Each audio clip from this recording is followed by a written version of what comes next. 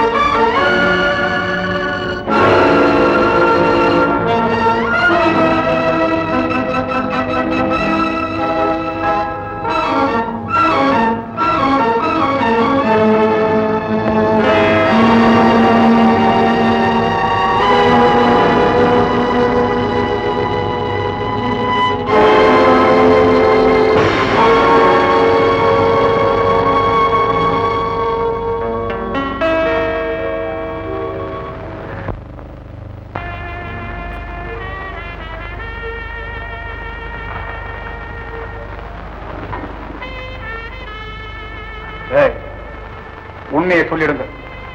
நீங்களா யாரு? இந்த வைரத்தை எங்கிருந்து கள்ளக்கடத்த செய்யப்பட்டது? உங்ககிட்ட கொடுத்தது யாரு?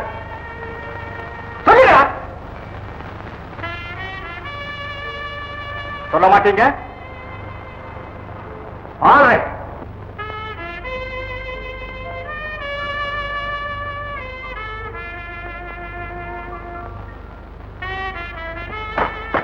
உங்ககிட்ட வரவழைக்கிற விதத்தில் வரவழைக்கிறேன்.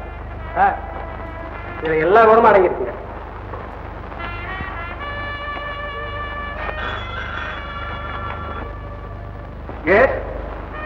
ஆமா, செட் பண்றேன்.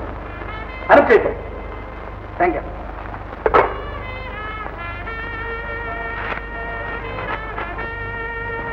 என் உயிரை தவிர நீ வேறு எதையும் வாங்கிக் கொள்ள முடியாது.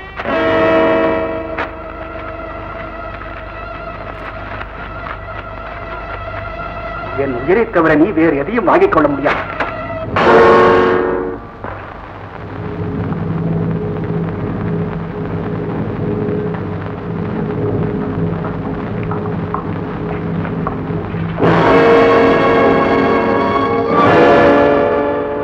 ஆச்சரியமா இருக்க. அதுக்குள்ள எப்படி சத்தானுங்க?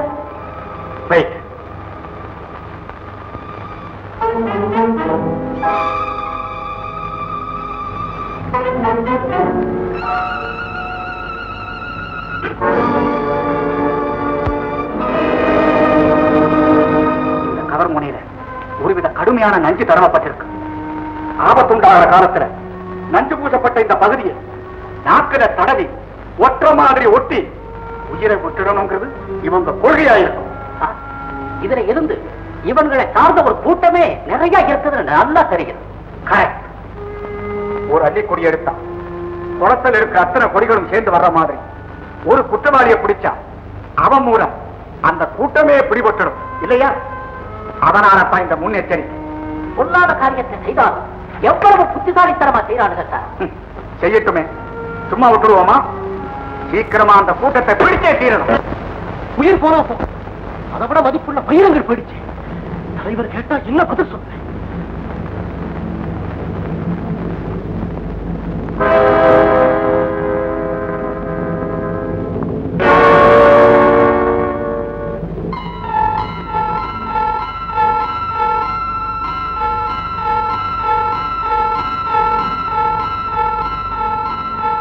தலைவரே, என்ன தலைவரைத்தான் நேரில் பார்க்க முடியல. அவன் குரலையாவது கேட்கணும்னு நாங்கெல்லாம் ஆசையா இருக்கேன்னு. என்ன தவிர யாரும் அறைக்குள்ள வரக்கூடாதுன்னு தலைவர் உத்தரவு. அதை மீறலாமா? தலைவரைத்தான் பார்க்க முடியல, குரலையும் கேட்க முடியல.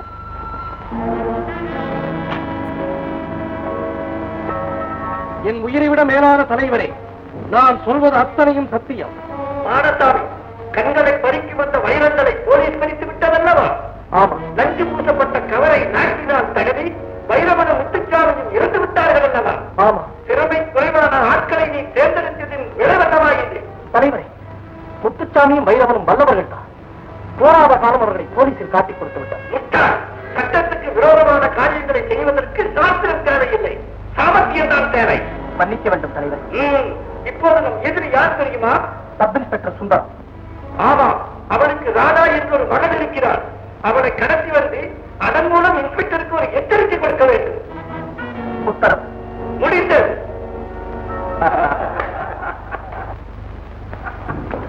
அண்ணே, அண்ணே, தலைவர் என்ன சொன்னாரு?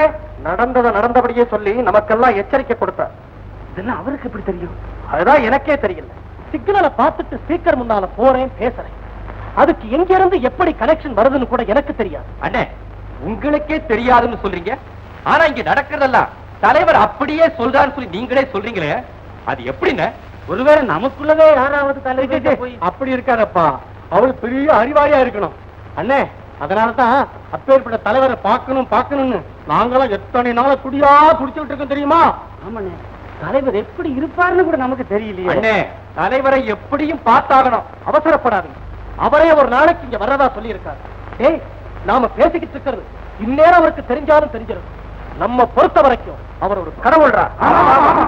எங்க இந்த பையன் சிங்காரம்? சிங்காரம், சிங்காரம், சிங்காரம். ஏண்டா சிங்காரத்துக்கிட்ட மட்டும் இந்த துணைத் தலைவர் இவ்வளவு சரி காட்டுறாரு? அடியே, அது தலைவருடைய உத்தரவு. சிங்காரம், சிங்காரம், சிங்காரம், சிங்காரம். என்னடா அது? எப்ப பார்த்தாலும் இந்த சிலையை பார்த்துக்கிட்டே இருக்க. என்னடா விஷயம்? ஒண்ணும் இல்ல பாடம். நான் ஒரு பெண்ணை காதலிச்சேன், உயிருக்குயிரா காதலிச்சேன். காதல் தோல்வி அடைஞ்சு போச்சு. அவளும் வேற ஒருத்தனை கல்யாணம் பண்ணிக்கிட்டா. என்னால அவளை மறக்க முடியல. அதனாலதான் எல்லாம் செஞ்சு வச்சு பார்த்துக்கிட்டேன்.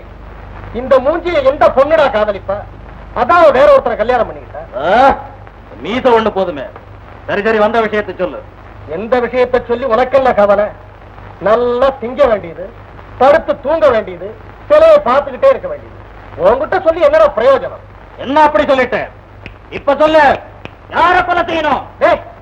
தலைவர் உத்தரவு இல்லாம யாரையும் கொல்ல சொல்றதுக்கு எனக்கு அதிகாரம் இல்ல. பாடசாமி, தலைவர் உனக்குன்னு சில அதிகாரங்களை கொடுத்திருந்தோம். அதையெல்லாம் தூக்கி எறிஞ்சிட்டு தலைவர் மேல மதிப்பு மரியாதையை வச்சிருக்க பாரு. அதுக்காக நான் ரொம்ப சந்தோஷப்படுறேன், ரொம்ப ரொம்ப சந்தோஷப்படுறேன். இந்த அந்த படத்தை சாப்பிடு. இந்த நீயே சாப்பிடு. டேய் ராக்கா, முனுசாமி, என்னங்க? இன்ஸ்பெக்டர் சுந்தரத்துக்கு ராதான்னு ஒரு பொண்ணு இருக்கா. அவளை நம்ம மேட்டு பங்களாவுக்கு கடத்திக்கிட்டு வந்துடும்.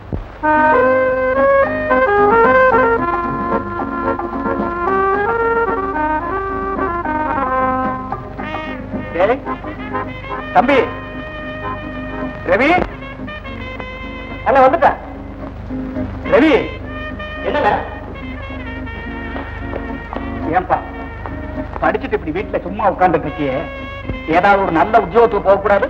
என்ன உத்தியோகம் பார்த்துதான் சாப்பிடணும்னு இருக்கா? அப்படி இல்லப்பா, நம்ம அப்பா தேடி வச்ச இந்த பங்களா, நிலம், தோட்டம், இவ்வளவு வசதி இருந்தோம். நான் ஏன் இந்த உத்தியோகம் பார்க்கிறேன்? ஒரு பெருமைக்காகத்தானே. சரி, அதுதான் போகட்டும். கல்யாணமாக சீக்கிரமா செய்துக்கும். கல்யாணத்துக்கு என்ன அவசரம்? உங்களுக்கு அவசரம் இல்லாம இருக்குல்ல சித்தப்பா. ஆனா எனக்கு ஒரு சின்னமா ரொம்ப அவசியமாச்சு. அம்மான்னு நான் கூப்பிட முடியாத இந்த வீட்டுல அட்லீஸ்ட் சின்னம்மான்னு கூப்பிடுறதுக்காவது ஒருத்தர் வேணுமே நான் எவ்வளவு நாள் ஆசைப்படுறேன் தெரியுமா? அதே மாதிரி மாப்பிள்ளன்னு கூப்பிடுறதுக்கு எனக்கு ஒரு ஆள் வேணும்னு நான் எவ்வளவு நாள் ஆசைப்படுறேன் தெரியுமா? ராதா, முதல்ல உன் கல்யாணம் முடியட்டும், அப்புறம் என் பொழுது விடியட்டும். என்னடா புரியாதவனா இருக்க? ராதா கல்யாணம் ஆகி புருஷன் வீட்டுக்கு போகும்போது அது கண்ணீரை தொடச்சு சந்தோஷமா போயிட்டு வான்னு ஆறுதல் சொல்லி ஆசீர்வதிக்க இந்த வீட்டுக்கு ஒரு பெண்ணு வேண்டாம்? அதுக்காக முதல்ல உனக்கு தான் கல்யாணம், அப்புறம் தான் ராதா. என்னன்னா இது? சித்தப்பா, இத பாருங்க, நீங்க கல்யாணம் பண்ணிக்கிட்டாலும் சரி இல்லனாலும் சரி, எனக்கு ஒரு அழகான சின்னமா வேணும், அதுவும் சீக்கிரம் வேணும். அவ்வளவுதான். டாடா. சொல்லாத பொண்ணு.